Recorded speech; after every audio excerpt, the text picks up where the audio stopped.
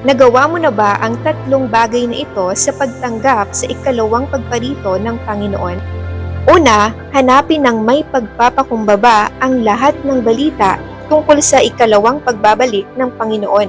Sinabi sa Mateo, mapapalad ang mga mapagpakumbabang loob sapagkat kanila ang kaharian ng langit. Ikalawa, makinig ng mabuti sa salita ng Diyos.